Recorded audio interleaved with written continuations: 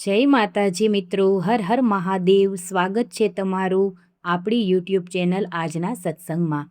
આજના વિડીયોમાં આપણે જાણવાના છીએ ચૈત્ર વદ એટલે કે કૃષ્ણ પક્ષની 2026માં આવતી અમાસ વિશે સંપૂર્ણ માહિતી।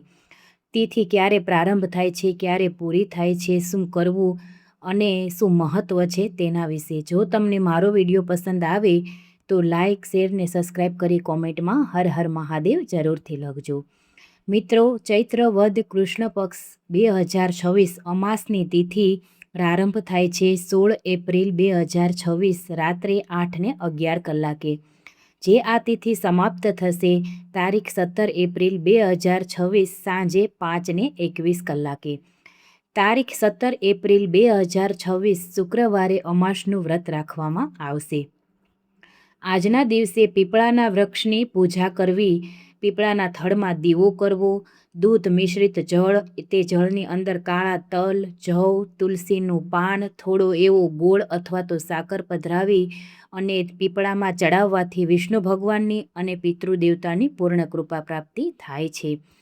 પિતૃને મોક્ષ મળે છે, તેના માટે તમારે કૂતરાને રોટલી, ગાયને લીલું ઘાસ, પક્ષીને દાણાચણની વ્યવસ્થા, ગરીબ કે જરૂરિયાતમંદને જે જરૂર હોય તેનું દાન કરવું ખૂબ જ શુભ માનવામાં આવે છે।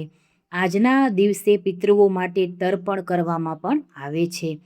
આજે સ્નાન, દાન અને પિંડદાનનું ખૂબ જ મહત્ત્વ હોય છે। જો આપણે તીર્થજળોમાં સ્નાન કરવા ન જઈ શકીએ તો જ્યારે આપણા ઘરે આપણે સ્નાન કરીએ ત્યારે સ્નાન કરવાના જળમાં તમે ગંગાજળ કે કોઈ પણ પવિત્ર નદીનું જળ નાખી અને સ્નાન કરી શકો છો। જો તમારા ઘરમાં ગંગાજળ કે પવિત્ર જળ ના હોય તો તમે મનથી આ પવિત્ર નદીઓને યાદ પણ કરી અને સ્નાન કરો તો પણ તમને પુણ્ય ફળની શ્રેષ્ઠ પ્રાપ્તિ થાય છે। આજના દિવસે મહાદેવ અને તેના પૂરા પરિવારની પણ ખૂબ જ પૂજા લાભદાયી નીવડે છે। મહાદેવને જલાભિષેક કરવો, ભસ્મનું તિલક કરવું, ધતુરો અથવા તો આકડાનું પુષ્પ ચડાવવું અથવા કોઈ પણ પુષ્પ તમે ચડાવી શકો છો। આજના દિવસે મહાદેવને ખીરનું નૈવેદ્ય ધરાવવું ખૂબ જ શ્રેષ્ઠ અને લાભદાયક તથા આરોગ્ય આપનાર, જીવનના સંકટો, કષ્ટો અને વિઘ્નોને નિવારનાર રહેશે। માટે શક્ય હોય તો મહાદેવને ખીરનું નૈવેદ્ય અવશ્ય અર્પણ કરવું। ત્યારબાદ માતા લક્ષ્મી અને વિષ્ણુ ભગવાનની પૂજા આજે ખૂબ ફળદાયી માનવામાં આવે છે। માતા લક્ષ્મીજીના મંત્ર જાપ છે, માં લક્ષ્મીની સ્તુતિ છે, વિષ્ણુ ભગવાનના 108 નામ છે, વિષ્ણુ સહસ્ત્ર નામનો પાઠ છે, તે તમે સાંભળી શકો છો, બોલી શકો છો। આ કાંઈ નહીં કરી શકો તો ગીતાજીનો એક અધ્યાય તો તમે અવશ્ય સાંભળજો જ। આજે ખૂબ જ પુણ્યની પ્રાપ્તિ કરાવનાર છે, જે આપણા પિતૃઓને મોક્ષ ગતિ અપાવે છે।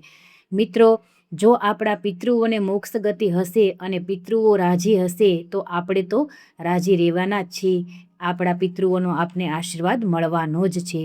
આજના દિવસે વહેલા ઉઠી સ્નાન કરી અને સૂર્યનારાયણ ભગવાનને અવશ્ય જલ અર્પણ કરવું જોઈએ। તુલસી માતાને દીવો કરી સવારને સાંજ માતાજીની પૂજા કરવી જોઈએ। આપણા કુળદેવતાની અને ઈષ્ટદેવતાની પણ આજના દિવસે પૂજા અવશ્ય કરવી જોઈએ, જે ખૂબ જ લાભકારી છે અને ખૂબ જ પુણ્ય તથા આશીર્વાદ આપી અને જીવનના સંકટો, વિઘ્નો, બાધા, રોગ, શોક અને ઈર્ષામાંથી મુક્તિ અપાવનાર બને છે। ત્યાર પછી આપણે જોઈએ તો આજના દિવસે દાન અને પિતૃ નિમિત્તે દાન કરી અને પૂજા કરવાથી સુખ અને શાંતિ મળે છે। શક્ય હોય તો ગંગા કે અન્ય પવિત્ર નદીમાં સ્નાન કરો તો તેના પુણ્યનું તો વર્ણન થઈ શકે તેમ જ નથી। પિતૃના તર્પણ માટે અર્ધ્ય આપો અને તેમના આશીર્વાદ માંગો। જરૂરિયાત લોકોને અન્ન અને વસ્ત્ર કે પૈસાનું દાન કરો। પીપળાના ઝાડની પૂજા કરવી જોઈએ, જે આપણે આગળ જોઈ લીધું। પિતૃઓને પ્રસન્ન કરવા માટે અને પિતૃઓના આશીર્વાદ મેળવવા માટેનો કોઈ શ્રેષ્ઠ દિવસ હોય તો તે કોઈ પણ માસની અમાવસ્યા છે, અને એમાં પણ ચૈત્ર માસ અને ભાદરવા માસની જે અમાવસ્યા છે તે તો ખૂબ જ ફળ આપનારી છે। આજના દિવસે સિદ્ધ પીઠિકા સ્તોત્ર જે આવે છે તે વાંચવું પણ જોઈએ અથવા સાંભળવું પણ જોઈએ। મિત્રો, આપણી ચેનલમાં સિદ્ધ પીઠિકા સ્તોત્ર સંપૂર્ણ ગુજરાતીમાં મેં આપેલું છે, તો તમે જરૂરથી સાંભળજો। તમારા પિતૃઓની મોક્ષ ગતિ જરૂરથી માં ભગવતી કરાવશે। હવે આપણે આ દિવસ સાથે જોડાયેલી નાની એવી વ્રત કથા સાંભળીશું।